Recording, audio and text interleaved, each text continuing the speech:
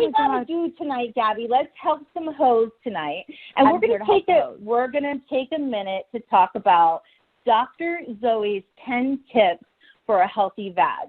So if you want to have a platinum pussy, you need to listen up, okay? So 10 tips. First of all, number one, you got to keep it tight.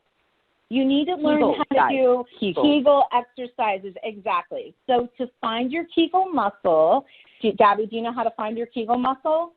Well, I just naturally do it. Like, if you kind of just, like, think and you focus on your vagina, and you just, like, pull it in, you're going to be able to, like, make those muscles clench in and out. And actually, fun fact, if you do that during sex, you're going to milk the cum out of his penis.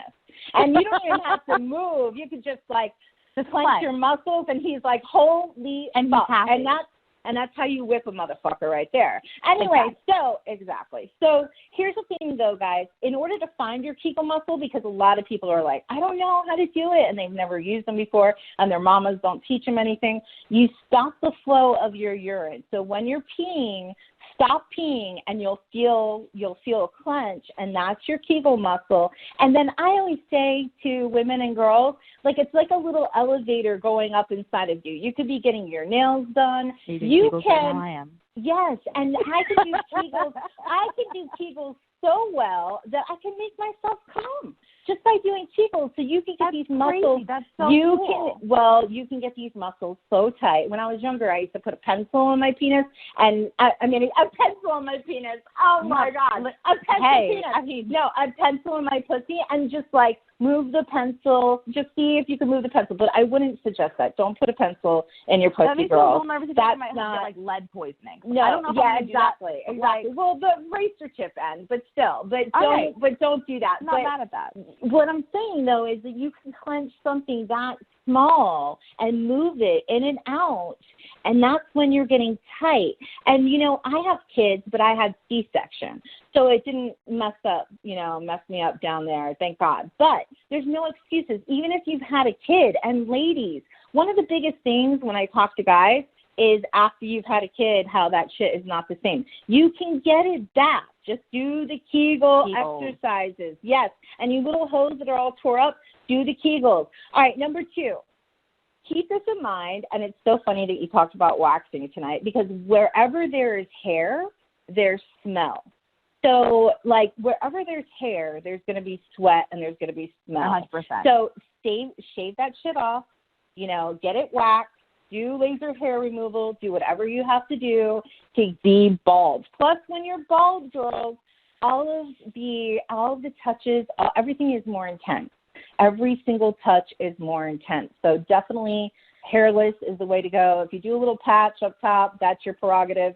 But hairless is the way to go. Definitely keep that stuff bald. Number 3, no wet clothes.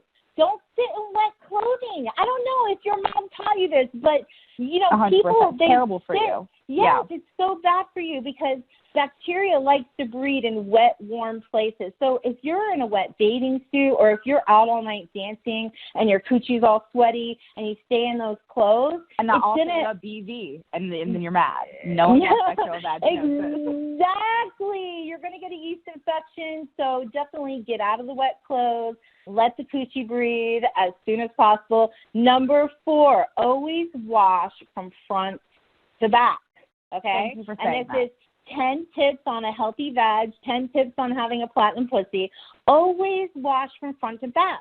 If you poop and you go to the bathroom and you're about to be with somebody and have sex, get your ass in the shower and wash your ass front to back.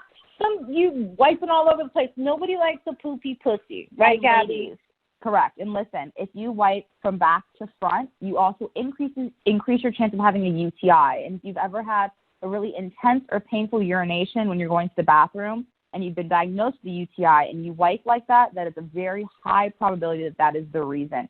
You do not want to cause bacteria to go in that area of your vagina. And same thing when you're washing your vagina, front to back, Correct. Front to back. Okay, number 5, after you have sex, make sure you pee because that's going to get rid of a lot of bacteria. So try to pee after you have sex, and then clean your vag. Clean your vag with not hot water, because hot water, and even if you take a hot shower, you should do a cool rinse on your vagina after you take a hot shower. But cool water, pat it dry, and then and this is after sex, very important, and you can ice your vagina too if you can stand it, because that's really good for inflammation after you've had some rough sex and stuff like that. But cool water, pat it dry, and then you get a blow dryer that has like a cool temperature, and you can blow dry your vagina with a cool air, and it's going to make the pussy likes air. It likes air. So same thing when you get out of the shower, use a blow dryer on cool. I'm not saying put air up your coochie. So don't come back and say that Dr. Zoe said to put the hair dryer in your vagina. No, don't do that. And if it fits, do not do that. And if it fits, go back to number 1. But anyway, yeah, definitely just like you would blow dry your hair, you're moving the blow dryer around. Blow dry your vag on cool, not hot, cool. And that's going to feel good, and it's going to make your vagina heal and go back to what it needs to be. Ladies, you're not going to be happy if you have a burned clit. Let's not do that. Yes. Make sure it's a blow dryer that has a cool temperature setting. And number 6, try to wear no panties. And if you're going to wear panties, wear cotton panties. Like if you have your period, you got to wear panties. If you're going to be in like something sexy, like silk panties or lace panties or a thong, and I know like Gabi in your line of work too, like you've got to be in certain outfits and stuff like that. But when you get home, take that shit off, wash your vag, and let the coochie breathe. It needs I'm not even air. Yeah. I don't ever wear underwear, and I've been advised against it. People have told me to wear underwear sometimes, but I never have underwear on, ever. Like, ever. Yeah, I never wear underwear. It's not, the pussy loves to breathe. So that's what a lot of issues where these girls, they stink, they smell, and we have to hear it from our guy friends, how they have such a foul odor, or they have a yeast infection, or they're just beat to hell because they never take care of their vaginas, and they look like roast beef curtains. Like, it's horrible. It's really, really bad. It's horrible. All right, number 7, don't ever use a douche. That shit will fuck up your pH. It's totally disgusting. Try to use a detachable shower head is best. Another number 8, organic coconut oil, best thing in the world. Now, if you're gonna use it, don't use it as a lubricant with a condom, because it will break down the condom. It'll break the condom. Yes, so don't do that. But organic coconut oil, rub it all over your pussy all the time. If you're gonna masturbate, use it. If you're, with a girl, use it. It's edible. It's antibacterial. It's gonna fight against. There are a lot of phenomenal properties about coconut. Yes, exactly. And you can brush your teeth with that shit. You can do everything with coconut oil. It's so good for your hair, for everything, for your skin. Shave your pussy with it. It's very safe. It's completely safe. Make sure it's organic, and don't ever use it with a condom. But seriously, organic coconut oil, you should have some, and every bitch should have a jar of that in their bathroom. All right, finally, sex toys. Well, number 9, sex toys. Plastic sex toys. Gabi, plastic sex toys, they break down just like a condom breaks down. The rubber and the plastic, it will leave stuff like residue in your vagina. Yes. And that's the reason why they suggest using sex toy cleaner and certain particular chemicals or things with it so that you don't create those issues. Still, the better thing to do, and I'm a little older than you, so I've been around the block a little longer, passionGlass.com. Glass toys are so completely sanitary. Glass? Because, really? I've never thought about that before. Yes. And you can get them customized at passionGlass.com. But also, with glass toys, you can wash them just like you wash your dishes, and you can heat them up, you can cool them, you can put them in the freezer, but they're sanitary. And it's whatever toys you're using, make sure you wash your toys after you play with them. I have a very important statement to make. Yes, very important, because I had to do this recently. I had a roommate who took my vibrator. Do not share sex toys, ladies. That is the next thing that I have down here. Don't ever share sex toys. That is not a good idea. Listen, I had it was like $100 rabbit that I can never use again because it went into somebody else's vagina that was not my own, who I was not sexually involved with, and I'm hurting physically.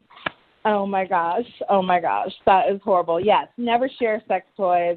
it's not a good thing. If it's a brand new sex toy, it's a one-night thing, don't use it again. You know what I mean? All right. And then number 10, check a dick, bitches. Check a dick, okay? Number 10 tips for Dr. Zoe's 10 tips for a healthy vag. If you want to have a platinum pussy, you need to follow these rules. Seriously, take care of your vagina. You only get one. But check a dick. If you're messing around with somebody new, you know, and, like, when you're messing around, you know, the first thing I always do is, like, make sure they're hard through their pants, their shorts, their jeans.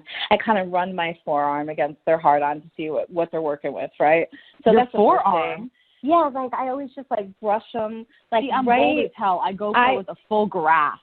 There's no waiting I don't for me. do We're gonna a see full what you're grasp. working with. I'm playing hard to get because if you spread like peanut butter in a jiffy, then they're not going to have respect for you. So if it's somebody that it depends on the situation. Good for you. If it's just a one night thing and it's fun, then that's a different story, right?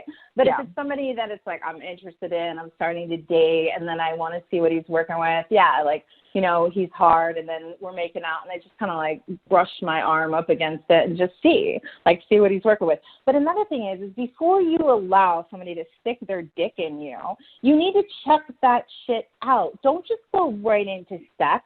Like, get down there, check it out, make sure you can see, like, is there anything going on that doesn't look healthy? Like, don't just have random sex with anyone because you never know. And even if he wraps his willy, you know, don't be silly, it can break. You know what I mean? 100%.